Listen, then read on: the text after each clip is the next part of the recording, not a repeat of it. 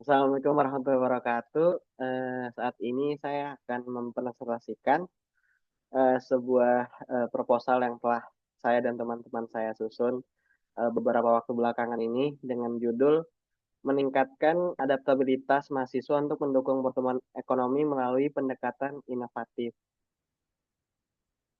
Pertama, izinkan saya untuk memperkenalkan diri. Nama saya Muhammad Rizky Ramadan dengan NIM 27024 27043 dari kelas LHEA, Program Studi Bisnis Manajemen dari Universitas Binus Online Learning untuk mata kuliah Karakter Building Kewarganegaraan dengan kode CAR 60238. Tujuan dari presentasi saat ini adalah untuk menjelaskan hasil penelitian mengenai adaptabilitas mahasiswa untuk mendukung pertumbuhan ekonomi melalui pendekatan inovatif. Pertama, latar belakang masalah, di mana pada akhirnya kami memutuskan untuk mengambil topik ini karena SGDS nomor 8 menekankan pertumbuhan ekonomi inklusif dan berkelanjutan, di mana kami ingin berusaha membantu atau ikut serta dalam menumbuhkan pertumbuhan ekonomi di Indonesia sebagai mahasiswa dan calon pekerja. Yang kedua adalah Indonesia mengalami pertumbuhan PDB sebelum pandemi sekitar 5%, namun mengalami kontraksi ekonomi pada tahun 2020. Hal ini dikarenakan adanya pandemi COVID-19, di mana kontraksi ini tidak hanya dirasakan oleh Indonesia, melainkan seluruh negara di dunia. Yang terakhir, terdapat tantangan struktural dalam dunia kerja, terutama bagi lulusan baru, di mana kami sebagai yang sebelumnya mungkin pernah berkuliah di D3, pernah merasakan bekerja sebelum ada melanjutkan S1, kami merasakan bahwa memang tantangan struktural ini sangat terasa bagi kami, dan setidaknya kami ingin memberikan gambaran awal bagi mahasiswa yang akan terjun ke dunia kerja sehingga mereka memiliki gambaran tersebut. Tantangan dalam dunia kerja. Pertama itu adalah kesenjangan keterampilan, di mana perubahan teknologi menuntut keterampilan baru yang belum dimiliki banyak lulusan. Yang kedua adalah tantangan adaptabilitas, kurangnya kesiapan dalam menghadapi transformasi digital. Yang terakhir adalah kurangnya sinergi antara pendidikan dan kebutuhan pasar kerja, di mana keterampilan yang diajarkan di universitas mungkin belum sepenuhnya sesuai dengan kebutuhan industri. Rumusan masalah yang kami ambil ada tiga. Pertama adalah bagaimana mahasiswa dapat meningkatkan adaptabilitas mereka untuk mendukung pertumbuhan ekonomi di Indonesia.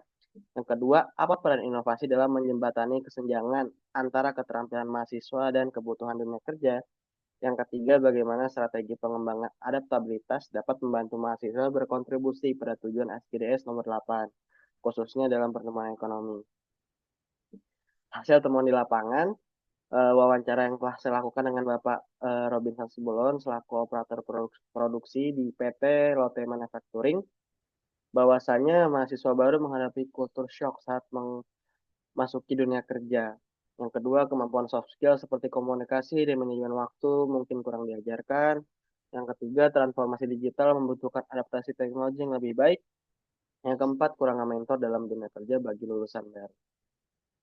Lalu solusi yang kami tawarkan pertama ini adalah peningkatan keterampilan, mengikuti pelatihan soft skills dan teknik sesuai kebutuhan industri.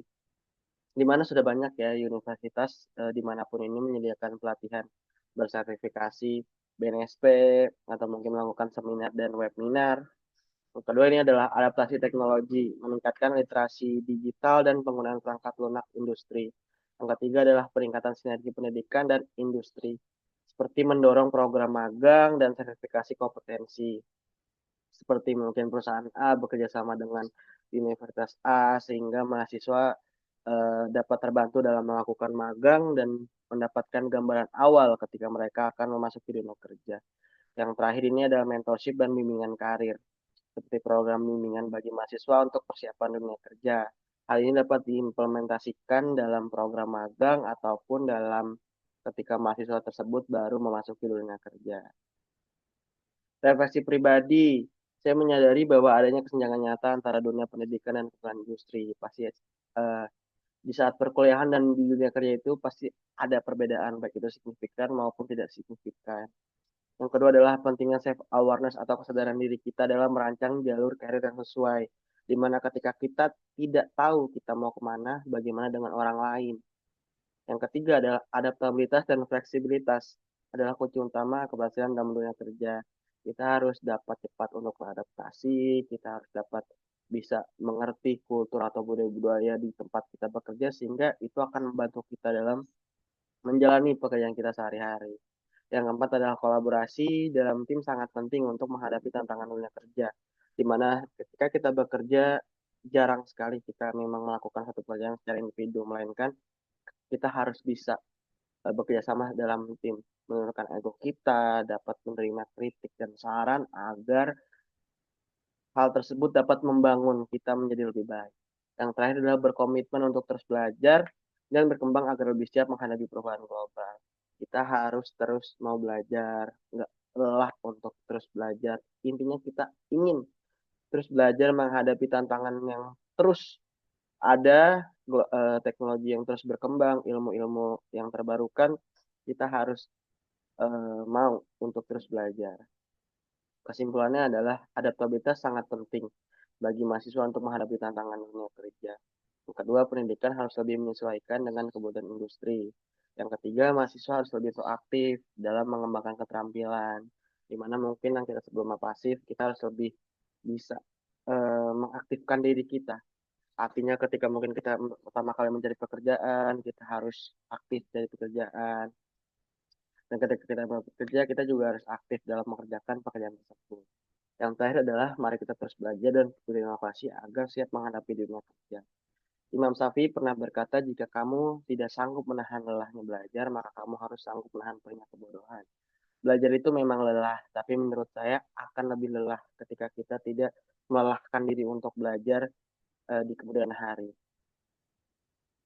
Sekian dari saya, terima kasih. Semoga presentasi ini bermanfaat untuk diri saya sendiri maupun teman-teman sekalian. Saya akhiri, kurang lebihnya mohon maaf.